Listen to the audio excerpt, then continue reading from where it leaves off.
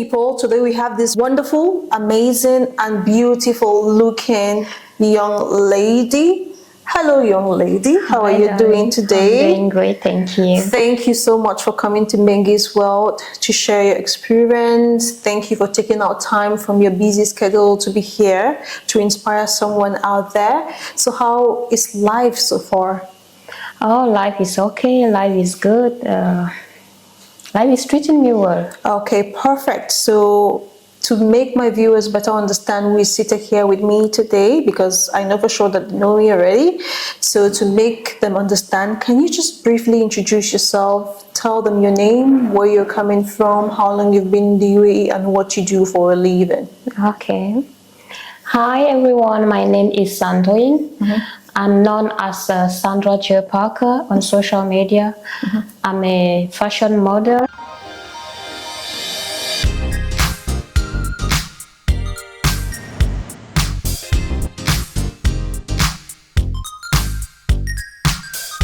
And I've been in UAE for 6 years.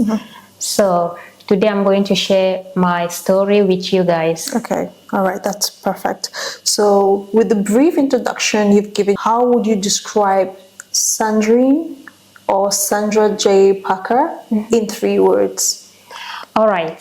Sandra is someone who is inspired by the modeling industry. Okay. I mean the fashion industry. Okay.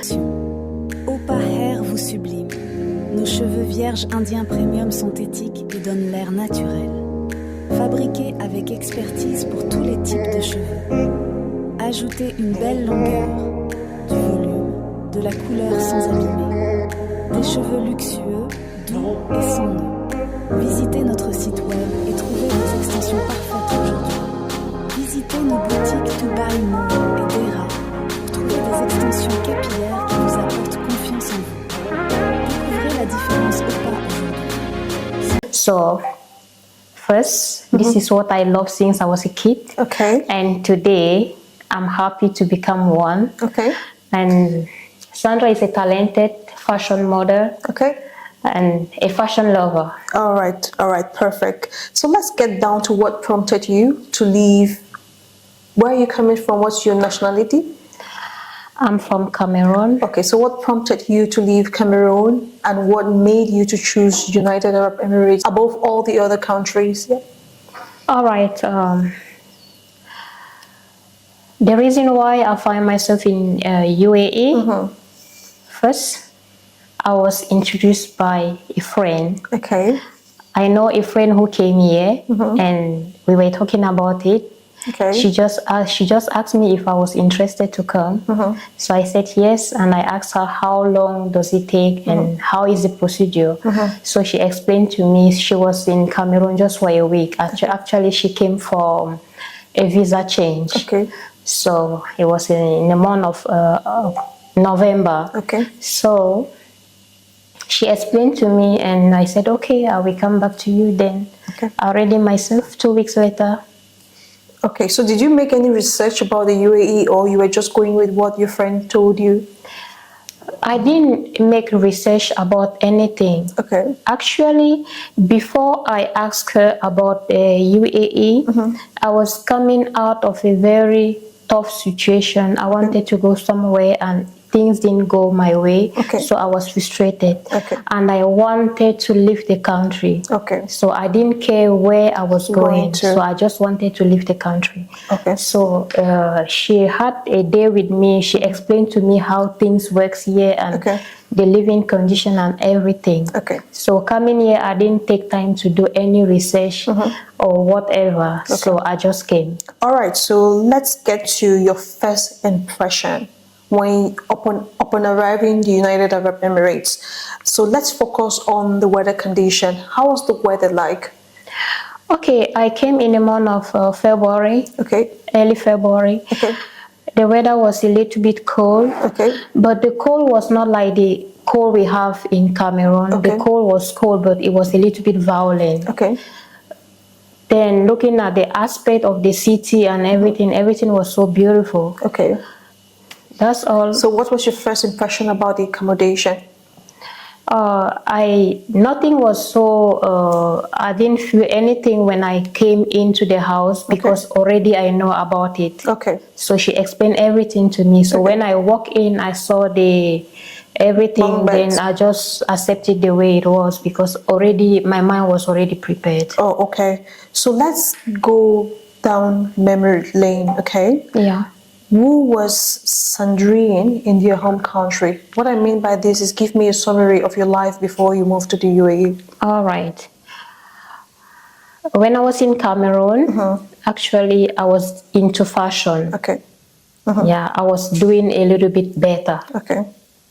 A little bit better. Okay. So, but I have the mindset of leaving the country. Why? Because I was watching what was going on, especially in the part of the country where I was. Okay. I was not happy, so I was looking at my kid education. Then I was like, if I have to keep staying here, maybe there's nothing good that will come out. Okay. So that was the decision I made, and I tried. It didn't work for the country where I wanted. It didn't work. So with the frustration and everything, I decided, like, okay, wherever I find myself, in as much as I can earn little bit of money, then that was it. Oh, okay.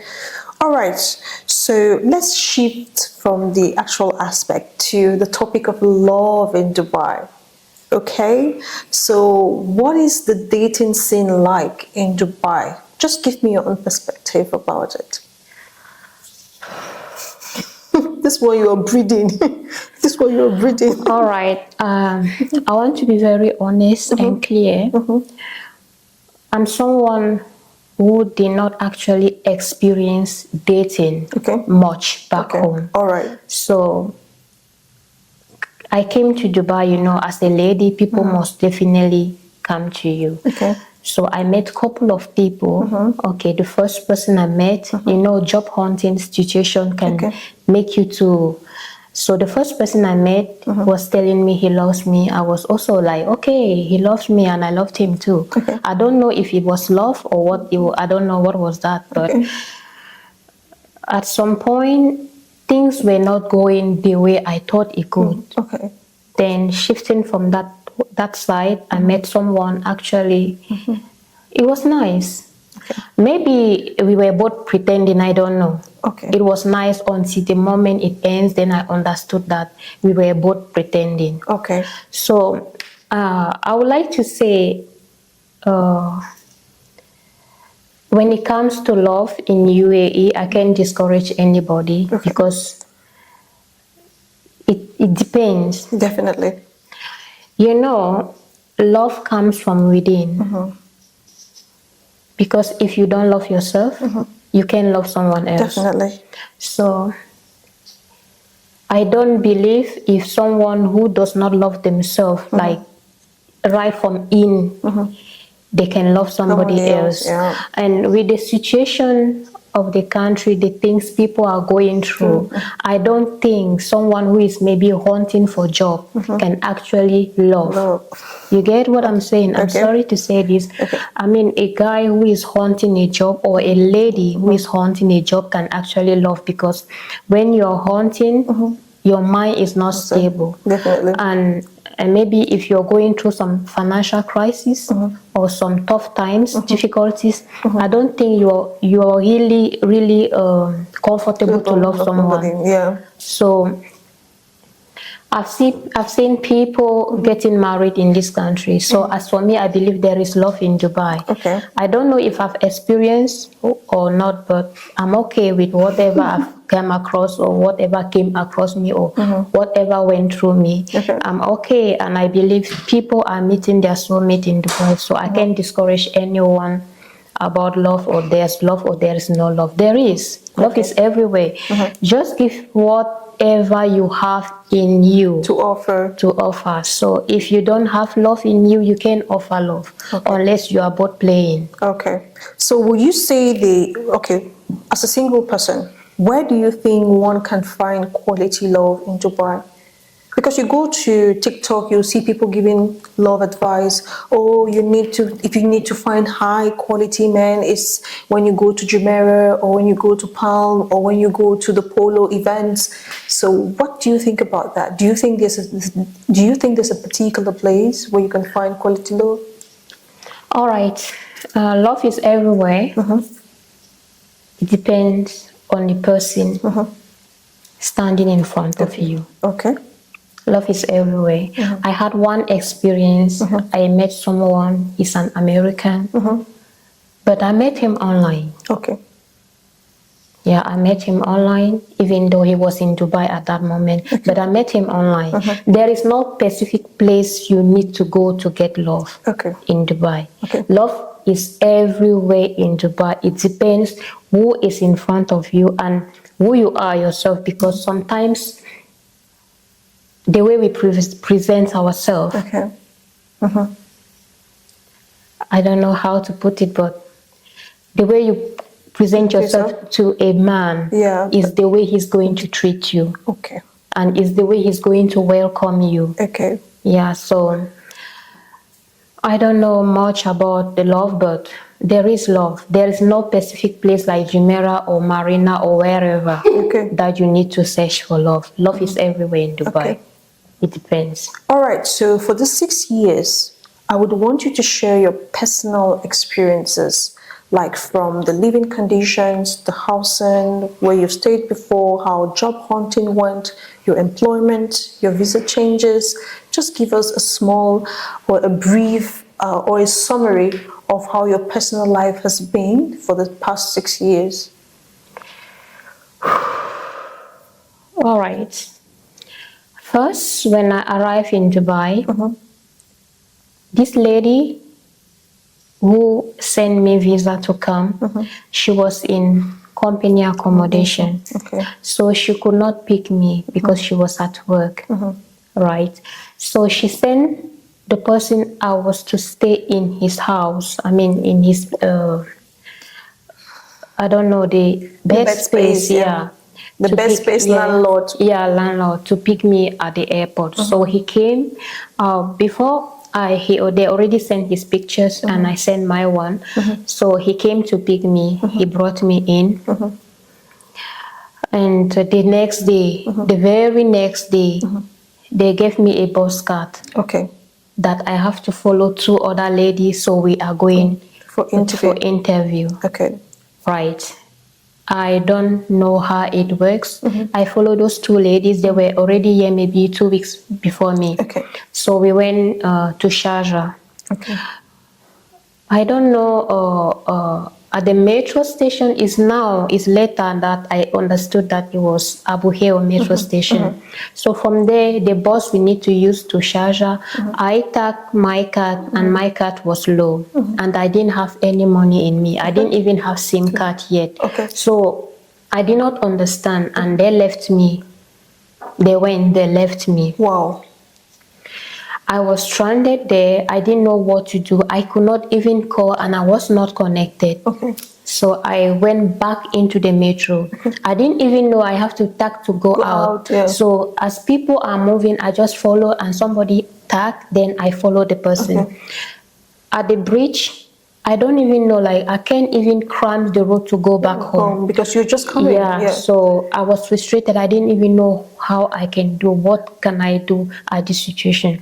So I saw one lady, she was a Muslim lady. I just said hi to her and please, I didn't even know what I can tell her. I was speaking to her, she just opened her wallet, she gave me 50 dirham. Yeah. So I went back to the metro station. I don't know if I need a card or I need to go to Sharjah or I need to go back home. I don't know what to do. Ref, I bought I filled the card, then I tagged out again. I went back to the bus station where I was standing there. I don't know which bus I'm using to go. I don't even know what to do. So I was standing there because we arrived there, it was 9. So I was standing there till almost 12. Yeah, so I saw one lady, she was an Ethiopian lady. I said hi to her. I explained to her what I was going through and and I gave her the number of the lady. She called the lady. The lady was in school. She said I should wait there. Now the lady have to ask for permission from school and come to me. And she picked me. We went to the interview in Sharjah. As we are arriving there, the interview was already done.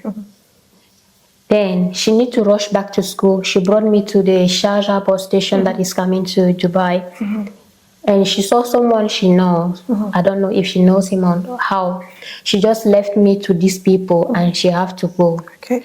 So that's how one brought me home. Okay. And that was that. That's your first experience. Yeah, that was my first experience. That was crazy. Yeah, but you know, at that point, I didn't even feel bad. I didn't even feel anything. I just like, this is me. This is my decision. This is what I've decided to myself. But I was crying inside of me for one reason only. All right. Then after three days, the landlord was asking me for money. This is where things start getting complicated. I didn't have any money, nothing at all. So, and I told him he has to wait for this lady to come because I came on a Tuesday. And I think she also have to come on a Friday on her off day.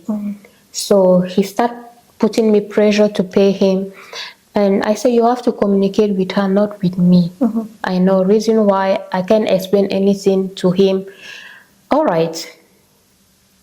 I stayed 1 week. On a weekend, she came. She settled with him. I don't know whatever they settled. And I was still there. After a few days ago, he asked me for money again. Then this is where things are really getting messy. And I'm someone, I don't like to repeat my words, especially if I know that I'm right. This is where I get angry, and I told him, you don't shout at me and you don't tell me this, you don't tell me this. I don't know if I owe you or not, but you have to speak with this person. He said to me, if this is the way you came from Cameroon, then you need to leave my house. Immediately, I went on my bed because my bed was the third bed at the ceiling. I took my handbag and my jacket, that's all. I left. I left. I didn't know that this was the beginning of my everything in this country. I left and I went to the guy that brought me from Sharjah. I went to him and I explained the situation to him. You know, I didn't know that in this country, they use your situation to take advantage of you. All right, I went to him. Some people though? Yeah, some people. I went to him. He accommodated me for 2 nights. And I think he was also lying to me that he's working as a security in Sharjah. Meanwhile, he was a cleaner. God punish devil, honestly. So he accommodated me. So the food I have, I was cooking, and oh my goodness, my food I came with, I was cooking for him, and this and that and this and that. Suddenly, I find myself homeless. Like up till now, I can't explain how I became homeless in Dubai. I became homeless. I have no one. I have no money at all. I mean, even one dirham. So you were cooking for him. How did you find yourself homeless? I was cooking for him, right? And he said he was living in company accommodation in Sharjah. Meanwhile, he owned a space in a Bedspace there. But I don't know what happened. And I was homeless and he was with me. Sometimes he will go, sometimes he will come. But most of the time I was alone. Without any money, nothing at all. Even to feed, I could not. All right. I went to this park called Ladies Park. So you were around the Abu Hill? Yeah, I was around the Abu Hill. And as someone who is very reserved, I was not asking for help for anybody. That's me. I was not like even trying because already I was saying to myself that if I'm going to ask help, they are going to use me. And if I became pregnant in this country, I have nobody. And even if my visa ends and I have to go back home, I don't want to go back home with another situation. Definitely. So I was going into Ladies Park in the morning. I will sit there all day long. 9 p.m. when it closed, I go out. I start roaming around. Maybe sometime like 2 a.m. I will now sit somewhere and little sleep, and in the morning, roaming around, no shower. Wow. 9 a.m. again, I go into the park. That's where I will be leaning on the bench and get a little bit of sleep. Okay. Right. The security guide at that point was in Nigeria. And this guy saw me many Frequently, times and many times. And he started bringing food for me. Oh. And sometimes he will give me like 10 dirham. Okay. Sometimes he will just give me something. There was an Indian family that used to come because there is a playground with their kid, and they see me all the time. Now, there was a day the man came with a plastic full of fruit and vegetable. I took them. I was happy, but where can I cook it? Okay. Right. And see, I was searching for a job, and I was like, whatever job that comes my way, I will take it. Now I got the lady who brought me. She sent me a job. Then this lady needed in the French-speaking nanny. So I applied for the job, and she called me for the interview. I have no clothes. Wow. I have no clothes, and I now went to the house where she asked me to come and meet her. She begged for clothes from her niece, something like that, to give to me. Because even though she was in company accommodation, she was still trying for me to get where to stay. But you know, as Dubai is, nobody was helping. Yeah. She begged for clothes and give me 30 dirham, I remember, to go to Dubai Investment Park for this interview. I went and I came back. The lady said she will call me after 2 weeks. When I came back, still on my living in the park, I was praying for the lady to call me. Finally, after 2 weeks, she called me. Okay. That's good. And how to collect my stuff from the landlord where I left my stuff. I went there. There was a day I was on my period. I had nothing to protect myself. Nothing at all. Oh my God. I was so much in pain. I went there and I asked him, please, in my bag, I just need to take my sanitary pad. He said no. He said the bags are not with Where's the guy right now? We will get there. Okay. Then there was a neighbor who offered to go and buy sanitary pad for me. He went and bought sanitary pad for me.